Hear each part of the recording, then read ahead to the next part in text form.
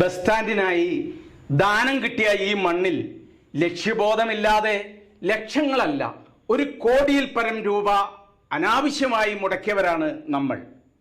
കരുവാരകുണ്ടുകാരുടെ വികസന സ്വപ്നങ്ങളെ പടുകുഴിയിലാക്കിയ നിർദ്ദിഷ്ട ബസ് സ്റ്റാൻഡ് ഇന്ന് തെരുവ് നായകൾക്കും കുറുനരികൾക്കും സാമൂഹ്യ വിരുദ്ധർക്കും മാത്രമായി ഇപ്പോൾ അവരുടെ ഒരു താവളമായി മാറിയിരിക്കുകയാണ്.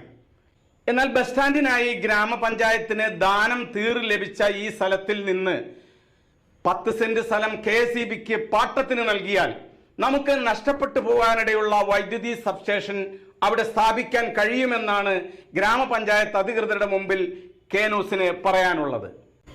ശ്മശാനം പോലെ കിടക്കുന്ന ഈ സ്ഥലം കരുവാരകുണ്ടിൽ ഒരു സബ്സ്റ്റേഷനു വേണ്ടി ഉപയോഗിച്ചാൽ സബ്സ്റ്റേഷൻ നിർമ്മിക്കാനായി പ്രാരംഭ പ്രവൃത്തികൾക്കായി അനുവദിച്ച ഇപ്പോൾ ലാപ്സായി പോകാനിടയുള്ള 10 കോടി രൂപ നമുക്ക് ഉടനെ തന്നെ വിനിയോഗിക്കാൻ സാധിക്കും. സബ്സ്റ്റേഷൻ നിർമ്മിക്കാനായി പുറമ്പോക്ക് ഭൂമി ആദ്യം പരിഗണിച്ചിരുന്നെങ്കിലും KSEBിക്ക് ഭൂമി യോജിച്ചതായി തോന്നാത്തതിനാൽ നമ്മുടെ ബ്ലോക്ക് പഞ്ചായത്ത് മെമ്പർ ശൈലേഷ് പട്ടിക്കാടൻ ആവശ്യമായ ഭൂമി ദാനമായി KSEBിക്ക് കൈമാറാൻ തയ്യാറായിരുന്നു. എന്നാൽ പ്രസ്തുത ഭൂമിയും KSEB സബ്സ്റ്റേഷൻ നിർമ്മിക്കാൻ അനുയോജ്യമല്ലെന്ന് കണ്ടെത്തിയതിനെ തുടർന്ന് സബ്സ്റ്റേഷൻ തന്നെ നമുക്ക് നഷ്ടപ്പെടുന്ന ഒരു വലിയ അവസ്ഥയിലാണ്. പുതുതായി ഒരു ബസ് സ്റ്റാൻഡ് നിർമ്മിക്കുക എന്ന നിബന്ധനയോടുകൂടി 2009 കിഴക്കേത്തല ടൗണിന്റെ ഹൃദയഭാഗത്ത് 70 സെന്റോളം വരുന്ന ലക്ഷങ്ങൾ വിലപിടിപ്പുള്ള ഈ സ്ഥലം ദാനാധാര പ്രകാരം പഞ്ചായത്തിന് ഒരു വ്യക്തി കൈമാറിയത്.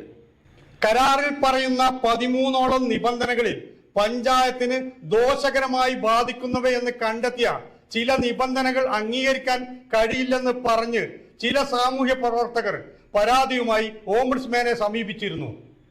ബസ് സ്റ്റാൻഡ് നിർമ്മിക്കണമെങ്കിൽ തിരുത്താധാരം നടത്തണമെന്ന് ഓംബുഡ്സ്മാൻ അന്ന് നിർദ്ദേശിച്ചു. അതുപ്രകാരം ഭൂമി ദാനം ചെയ്തവർ ഒരു എഗ്രിമെന്റ് രജിസ്റ്റർ ചെയ്ത് പഞ്ചായത്തിനെ ഏൽപ്പിച്ചിരുന്നു. തുടർന്ന് ഇവിടെ പുതിയ സ്റ്റാൻഡ് നിർമ്മിക്കുന്നതിനുള്ള നീക്കങ്ങൾ നടത്തിയപ്പോൾ സ്റ്റാൻഡിന് എതിരായും അനുകൂലമായും നാട്ടുകാരിൽ പലരും രംഗത്തു വന്നു. അനുകൂലിക്കുന്നവരുടെയും എതിർക്കുന്നവരുടെയും ലക്ഷ്യങ്ങൾ പലതായിരുന്നു. എന്നാൽ പഴയ സ്റ്റാൻഡ് അവഗണിക്കപ്പെട്ടു പോകുമോ എന്ന ആശങ്കയായിരുന്നു മുഖ്യമായും ഈ എതിർപ്പിന് കാരണം. എതിർപ്പുകളെ അവഗണിച്ച് അന്നത്തെ ഭരണസമിതി 40 ലക്ഷം രൂപ മുടക്കി മണ്ണ് നിരത്തി സ്റ്റാൻഡിനുള്ള ഒരുക്കങ്ങൾ തുടങ്ങി. തുടർന്ന് 30 ലക്ഷം രൂപ മുടക്കി വെയിറ്റിംഗ് ഷെഡ് നിർമ്മിച്ചു. മെയിൻ റോഡിൽ നിന്ന് സ്റ്റാൻഡിലേക്കുള്ള പാതയും സ്റ്റാൻഡിനകത്ത് കോൺക്രീറ്റ് പ്രവൃത്തിയും ദശലക്ഷക്കണക്കിന് രൂപ മുടക്കിയാണ് നിർമ്മിച്ചത്. ഇതിനിടയിൽ ഭരണസമിതിയും പ്രസിഡന്റുമാരും മാറി മാറി വന്നതോടെ ബസ് സ്റ്റാൻഡ് എന്ന പദ്ധതി തന്നെ മലക്കം മറിഞ്ഞു. സ്റ്റാൻഡ് നിർമ്മാണം മാറ്റി shopping complex, auto taxi stand, മാംസ മാർക്കറ്റ്, മിനി സിവിൽ സ്റ്റേഷൻ എന്നിങ്ങനെ വിവിധ പദ്ധതികൾ ഈ സ്ഥലത്ത് നടപ്പിലാക്കണമെന്ന് ആവശ്യവും ആക്കാമെന്ന അധികാരികളുടെ പ്രഖ്യാപനവും വന്നുകൊണ്ടേയിരുന്നു. എന്നാൽ ഇന്ന് 10-15 കൊല്ലക്കാലം കൊണ്ട് കരുവാരകുണ്ട് പഞ്ചായത്തിൽ വിവിധ വികസന പ്രവർത്തികൾക്ക് മുടക്കേണ്ട നമ്മുടെ 1 കോടിയിൽ പരം രൂപ വെറുതെ വെള്ളത്തിലാക്കി തെരുവ് നായ്ക്കൾക്കും കുറുനരികൾക്കും സാമൂഹ്യ വിരുദ്ധർക്കും മേച്ചിൽ പുറവാക്കാൻ കൂട്ടുനിന്നവരോട് KNews ചോദിക്കുന്നു. ആവശ്യമായ പഠനമോ ചർച്ചയോ ശരിയായ കാഴ്ചപ്പാടോ കൂടാതെ ഈ നാടിന്റെ പണം ഇനിയും ഇവിടെ കുഴിച്ചു മൂടുന്നതിന് പകരം നമുക്കിനി ഇവിടെയുള്ള ഭൂമിയിൽ ഒരു 10 സെന്റ് സ്ഥലം ഉപയോഗിച്ച് ഒരു സബ്സ്റ്റേഷൻ നിർമ്മിച്ചുകൂടെ? ബാക്കിയുള്ള 1/2 ഏക്കറിലധികം വരുന്ന സ്ഥലത്ത് ഒരു മിനി സിവിൽ സ്റ്റേഷൻ നിർമ്മിച്ച് കരുവാരകുണ്ടിൽ സ്വന്തമായി സ്ഥല സൗകര്യമില്ലാത്ത ട്രഷറി അടക്കമുള്ള എല്ലാ ഓഫീസുകളെയും നമുക്ക് ഇവിടേക്ക് കൊണ്ടുവന്നുകൂടെ?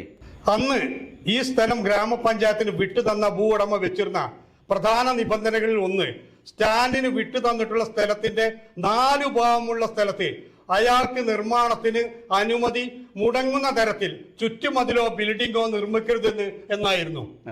ഇന്ന് അദ്ദേഹത്തിന്റെ പേരിൽ പ്രസ്തുത ഭൂമിക്ക് ചുറ്റുവട്ടത്തായി ഉണ്ടായിരുന്ന ഭൂമിയെല്ലാം അയാളുടെ കയ്യിൽ നിന്ന് വിറ്റുപോയതിനാലും അദ്ദേഹത്തിന് വേറെ ഭൂമി നിർദ്ദിഷ്ട സ്റ്റാൻഡിനോട് ചാരി സ്വന്തമായി ഇല്ലാത്തതിനാലും മേൽ നിബന്ധന ഇപ്പോൾ നിലനിൽക്കുന്നവയല്ല. ആയതുകൊണ്ട് തന്നെ ഗ്രാമപഞ്ചായത്തിന് KSEBിക്ക് പാട്ടത്തിന് നൽകാനോ വിട്ടുകൊടുക്കാനോ തടസ്സങ്ങളില്ല എന്ന് മാത്രമല്ല കരുവാരകുണ്ടിലെ ഒരാളും ഇതിനെ എതിർക്കുമെന്ന് തോന്നുന്നുമില്ല. അറിഞ്ഞോ, കേരളത്തിൽ ഇപ്പോൾ വനിതകളുടെ മുന്നേറ്റം. +2 കഴിഞ്ഞവർ അബാക്കസ് അധ്യാപകരായി മാറുന്നു. ബി സ്മാർട്ട് അബാക്കസിന്റെ വിമൻ എംപവർമെന്റ് പ്രോഗ്രാമിലൂടെ സൗജന്യ അധ്യാപക പരിശീലനവും സർട്ടിഫിക്കറ്റും നേടാം. ആഴ്ചയിൽ 1 ദിവസം ജോലിയും വരുമാനവും. ഇന്ത്യയിൽ ഏറ്റവും കൂടുതൽ അധ്യാപകരുള്ള വിദ്യാഭ്യാസ സ്ഥാപനം.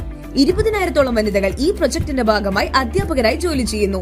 ബി സ്മാർട്ട് അബാക്കസ് ഇപ്പോൾ കേരളത്തിലെ എല്ലാ വാർഡുകളിലും. കൂടുതൽ അറിയാൻ ഉടൻ വാട്സ്ആപ്പിൽ ബന്ധപ്പെടുക. B smart abacus 9447164411.